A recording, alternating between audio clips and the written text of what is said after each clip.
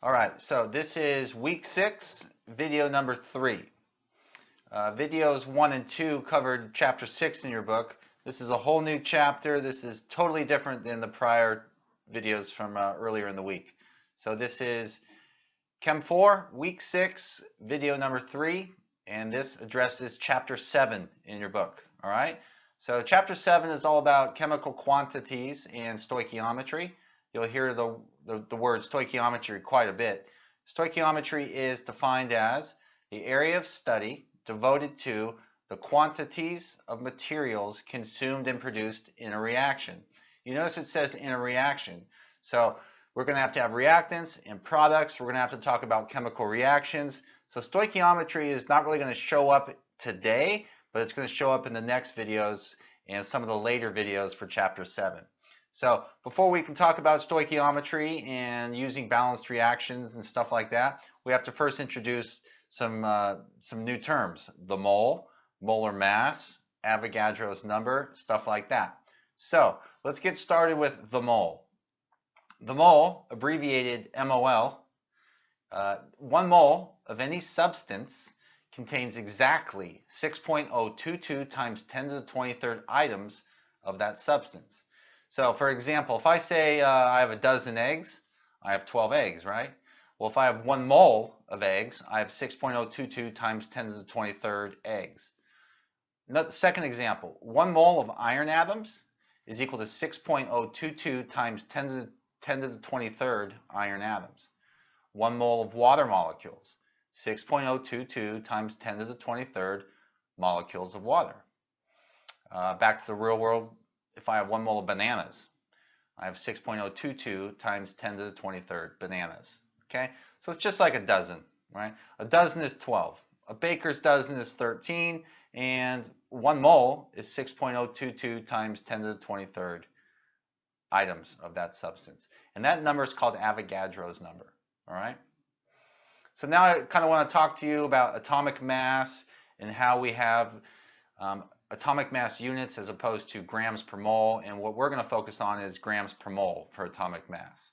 So at the top of page 2, it says the mass of 1 mole of any element is equal to its atomic mass.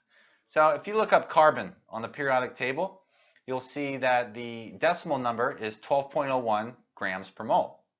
Okay, so as a conversion factor, you can write it 12.01 G over 1 mole, or flipping my fingers, I can write it 1 mole over 12.01 G. So the atomic mass for carbon is 12.01 grams per mole.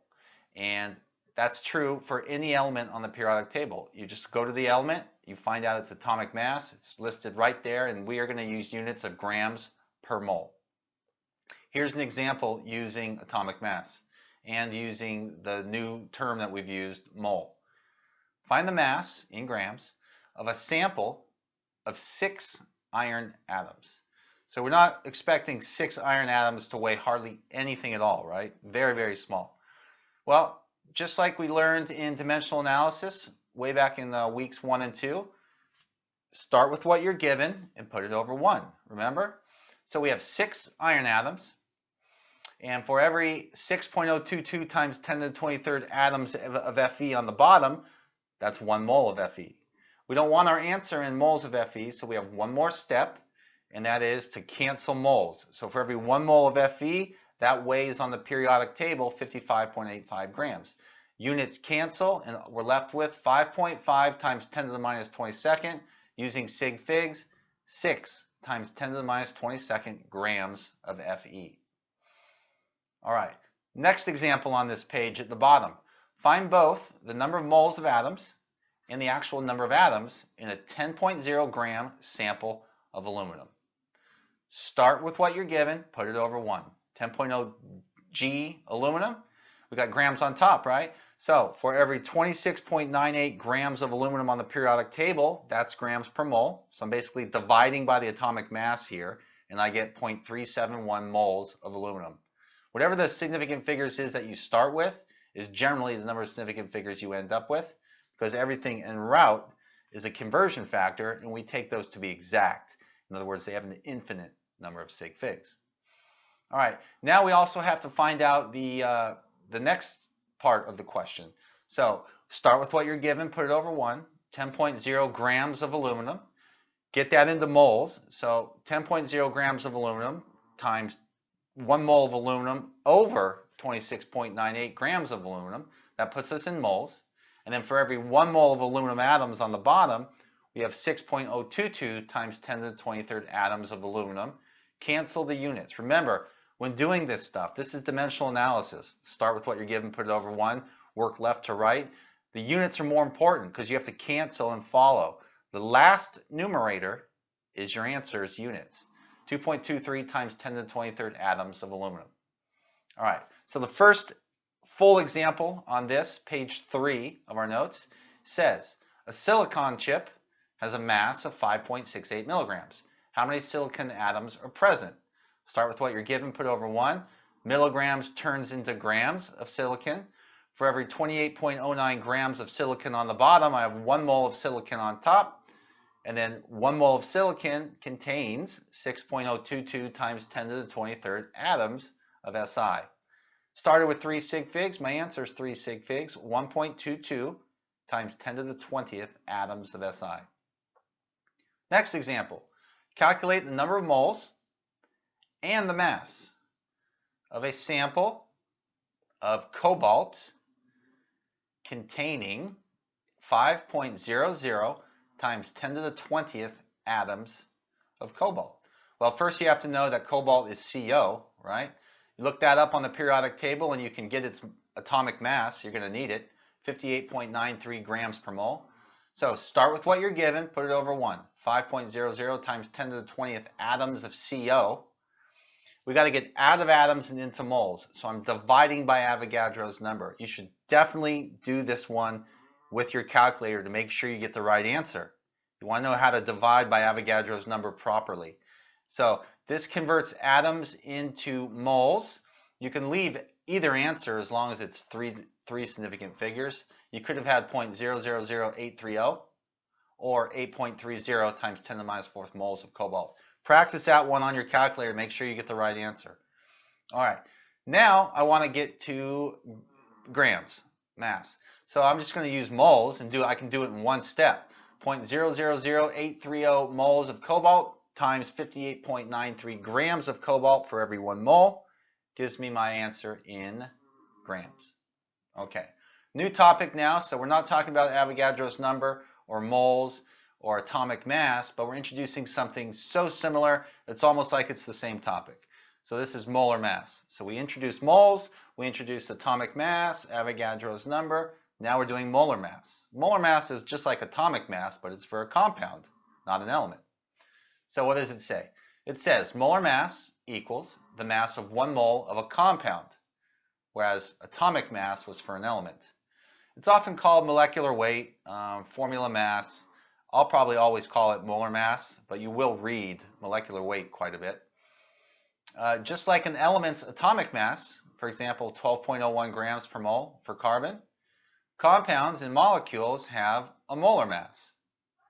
All right, so if I have H2O, water, I'd have to add up 2 H's and 1 O, right? But we'll do some more examples. We'll do an example right here, actually. Example, a certain chemical dye has the formula C10H6O3. I want to know, in A, I want to calculate the molar mass of C10H6O3. Well, I've got 10 carbons, 6 hydrogens, and 3 oxygens. All right? So it says we'll need to use the periodic table. 10 carbons, 6 hydrogens, 3 oxygens. So there are 10 carbons that are 12.01 each, 6 hydrogens with an atomic mass of 1.01 grams per mole, and 3 oxygens, and oxygen weighs 16.00 grams per mole. If you add these all up, 120.1, 48.00, 6.06, you get 174.16 grams per mole. That's how much 1 mole of C10H6O3 weighs. All right? So B asks us the next question. That question says, how many moles of C10H6O3 are contained in 1.56 times 10 to the minus 2nd grams of the dye? So we're just going from grams to moles. Okay, and we did this in the last few pages. Start with what you're given, put it over 1. I have 1.56 times 10 to the minus second grams of C10H6O3. If you want to call it 0.0156, you can. In fact, I probably would have. Now, I have grams on top when I start, right? So for every 174.16 grams of C10H6O3, that's per mole, my answer is 8.96 times 10 to the minus 5th moles of C10H6O3. All right, so we are using dimensional analysis to go from moles to atoms, from moles to grams, from atoms to moles, from atoms to grams, and so on and so forth. And we're going to build these tools and use these tools when we start to balance equations in the next videos. And that's where we have stoichiometry coming in, where we can convert from grams of one reactant to like moles or atoms or molecules of a certain product, etc. So this is very important to know, okay? And then make sure you know how to divide by Avogadros number on your calculator. Common error that more than half the class usually makes the first time. All right, so I'll see you next time.